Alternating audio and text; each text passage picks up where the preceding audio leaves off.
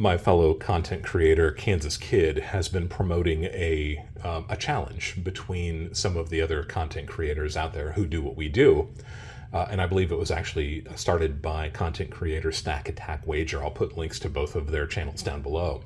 But the idea is to try to find the most slicked out Morgan dollar possible. This is kind of a fun thing. A challenge is just something that we YouTube creators do every once in a while to kind of prod the other guys who are out there. And it's just a fun way to be part of a community and also maybe take a little bit of a deeper look into somebody else's stack so you can kind of compare the pieces that you have with what they have. It's an interesting thing to do every once in a while. So this is a response to that from Stack Attack Wager and Kansas Kid. It's the most slicked out Morgan dollar challenge. If you're new to the channel, my name is Dub C. I want to thank you for being with me here today. If you're not yet subscribed to the channel, go ahead and click on that subscription button. I'd love to have you be part of this community. So I had to kind of really think about how to find a Morgan dollar that was so slick, because honestly, I promote trying to find the best quality pieces that you possibly can on my channel. It's kind of a mantra. You know, try to find them at the same price, but don't pay any more for a really good quality piece. And that's how I've been able to build a pretty neat stack over the last 20 or 30 or 40 years. But I had to really think about if I even had any dollars that were very slick so I can become part of this challenge. So I had to go way, way, way back in the vault. It's probably these two rolls, probably something that I picked up 25 years ago. But sure enough, there were a couple of slick pieces in it. And I just wanted to talk about them a little bit before we actually take a look at the scale. So what would cause a Morgan dollar? And if you're not familiar with a Morgan dollar, here's an example of a pretty worn Morgan dollar. These were the silver circulating dollars from the 1870s all the way up and through 1921, when we released the last of the Morgan dollars, started producing the peace dollar instead. Always have your props ready when you're filming a video. That's a typical peace dollar.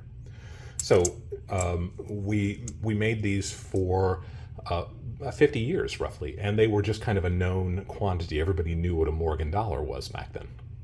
What would cause them to get so worn down?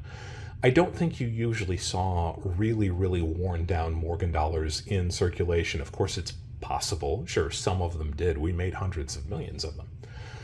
But I think that a lot of this wear actually came from one of two places. The first one, believe it or not, is Las Vegas, because Las Vegas had for a long time those big dollar slot machines. We stopped using silver, 90% silver in our circulating coinage in 1964, but probably post-war. And I've even heard anecdotally that some of the big casinos, even after 1964, when we had stopped using 90% in our dimes, quarters, and half dollars, we're still using these silver dollars. They didn't really have a whole lot to lose, right? If you were going to win them, great. But if you were going to keep on playing them, you know, nobody ever wins in Vegas, you would be pumping them right back into the machines anyway. So even though they had an intrinsic value that was greater than a dollar, it was maybe just an added incentive. You think that you're going to walk away with a big, canvas sack of silver dollars for less than they're actually worth, and that would be kind of a neat win, right? So I've heard that this actually happened at least through the middle of the 1960s, and maybe even later than that. Some of you older guys out there who were in Vegas in the 1970s, let me know. Before the Eisenhower dollar kind of replaced the Morgan dollars, I think that this was still a thing. You probably would have seen peace dollars more than Morgan dollars. The other one that I can think of, the other reason why you might have some of these really, really worn Morgan dollars, and we're going to take a look at what I'm talking about here. On the left, this is an uncirculated Morgan dollar, and on the right is one of these that was worn down. So this is essentially the way they looked when they came from the mint, and this is how they would have looked after years of circulation. So maybe it was just circulation that caused that wear, but I'd like to think it was probably more something that we call being a pocket piece. A pocket piece is essentially just a good luck charm, right? It's just a talisman. It's just some kind of a sentimental value coin that you carried with you every day. And if you were a young man or a young woman who grew up in part of the Depression, then you remember thinking that a dollar was kind of a lot of money. A silver dollar back in the day would have meant something to you. And having gone through the Depression, it may have been something that you always wanted to have on you, not just to remind you of where you came from, but just in case of an emergency, like the Allman Brothers sing, I've got one more silver dollar. in Midnight Rider. So I think this was something that was really kind of important to people who lived through maybe a part of the early 20th century. It would have been something that represented almost a safety net that you could take with you. I also like to think that maybe some of the GIs who headed overseas during World War II might have taken one of these with them also. And if you made it back alive, you know, we've all seen those Westerns where a silver dollar stops the bullet and keeps the good guy alive. You know, maybe some of these guys would have thought of it as their lucky charm and they would have kept it with them for the rest of their life. And that's how eventually they became so worn down. Just having a pocket piece in your pocket, along with your keys, your change, your 45 or whatever it is that you pick up in the morning and put in your pocket. If you do it for 30, 40, 50 years, the coin is going to get worn down. So two different possibilities, right? They could have been something that was used in Vegas. I mean, I guess they could have been used in circulation. It just seems unlikely. Could have gotten used in Vegas, could have been used as a pocket piece. I think that those are both probably valued arguments.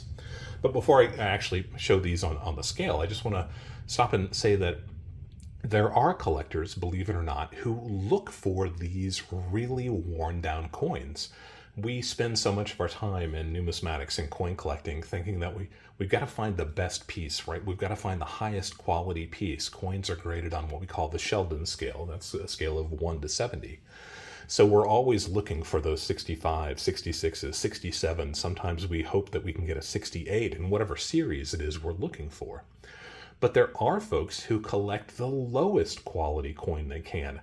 And if that makes you scratch your head and ask why they would do that, I want you to think about the fact that in order to be graded by a legitimate third-party grader, for example, NGC or PCGS, and this is an example of a silver dollar that has been graded by PCGS, the coin has to be legible enough to be able to tell what the date is and what the mint mark is.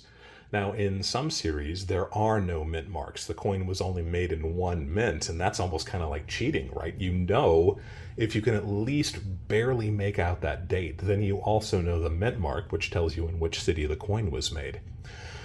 But for every other coin where they were made in Denver or Philadelphia and San Francisco or West Point or Carson City or wherever else it was made, in order for the coin to be graded, that is straight graded by a third-party grader, they have to be able to tell what the date is and what the mint mark is. And that can be tricky with these coins that are really worn down. So you have to buy a coin, you have to find a coin that is naturally worn. It can't be artificially worn. They will reject that as being a details graded coin. So then you have to find a coin that you can make out enough of the date to be able to tell what date it is, and then you have to be able to make out the mint mark. There are actually some coins that were only made 1 year, and we know what the mint mark is. I'm thinking of the first year of the Standing Liberty Quarter, so this is an easy thing to do. But with Morgans, it can be quite tricky. And I want to say that I thought I heard Kansas Kid say that you needed to be able to read the date on the Morgan dollars to enter this most scuffy, worn out, worn slick Morgan dollar challenge. And unfortunately for both of my most worn examples, you can't really do that. So I hope that's not going to disqualify me automatically. I think I weighed these before I started filming today, and I think I'm going to be up there on the leaderboard, but I don't think I'm going to beat some of the guys who've got the first couple 3-5 spots on the leaderboard, because their pieces are crazy worn down. Let's take a look at this. Enough babbling, right? If you're new to the channel, I usually have this Navajo blanket that you see here as my backdrop. It also works to protect the coins from the surface that I'm filming on. But as I'm fond of saying in my videos, when you're trying to weigh something legitimately, you need to be on a hard surface. So in this case, I've got the Navajo blanket, but I also have this terracotta tile here. That's what the scale is sitting on. And you can see, we're going to go ahead and tare it. It's at 0.0 grams. Just for those grading at home, you can find coins on that Sheldon grading scale between 1 and 70. A number 1 is called poor. Number 2 would be fair, and number 3 would be about good. So that's how worn some of these coins are. They go all the way down to 1 out of 70. So we're going to put this uncirculated Morgan dollar on the scale just so I can show that I'm using a legit scale. Morgan dollar is supposed to be 26.73 grams. Let's go ahead and put this on. I'll tell you what, let's go ahead and use this one instead. Just a Morgan dollar. This one is 1878 uncirculated. 26.8. I think that's probably about as accurate as my scale can get. If it's supposed to be 26.73, obviously right now we're actually a little bit heavier than it's supposed to be. I'll try it one more time just so we can make sure that we've got it right. 26.9. Never film yourself trying to weigh something because it never works out the way you want it to. Let's take a look at these really worn dollars. Like I said, I've got two that are so worn that you can just barely make out Liberty's face. That's the only way you can tell that this one is even a Morgan dollar, just a little bit of that eagle on the reverse, right? And then I've got this one here that's maybe just slightly better. You still can't make out the date, which would be down below Liberty's face here. We'll go ahead and try this one. 24.2 grams. So if they're supposed to be 26.7 something grams, you can tell that we've lost a fair amount of silver. And that's one of the reasons why I typically don't buy really worn out coins, is because they do have at least the potential to be missing a little bit of silver. And then this is that one that was so slick that you can just barely even make out that it's a Morgan dollar. Let's try this one. 24.0. I'm not going to complain about that. 24.0, I still don't think I'm going to be up there with the guys who have the coins in the 22s and the 23 grams, but I thought it would be an interesting challenge. So there you go. I've got a couple Morgan dollars out of a couple rolls here that were very, very well worn. It was an interesting challenge. Love to be able to talk about the history of the Morgan dollar. Maybe you learned a little bit. Maybe you just wanted to see what my scale was going to say and you fast forwarded over everything anyway. I think that's a possibility. Kansas Kid, thank you for promoting this. Stack Attack, thank you for coming up with this. If it was you, I think it was. And for everybody else, I know that there were Blue Collar Stacker and there were a few other folks who did that. I'll go ahead and link to Kansas Kid and Stack Attack, and that way you can follow their links to see everybody else who's participated. Take a look at Kansas Kid's leaderboard.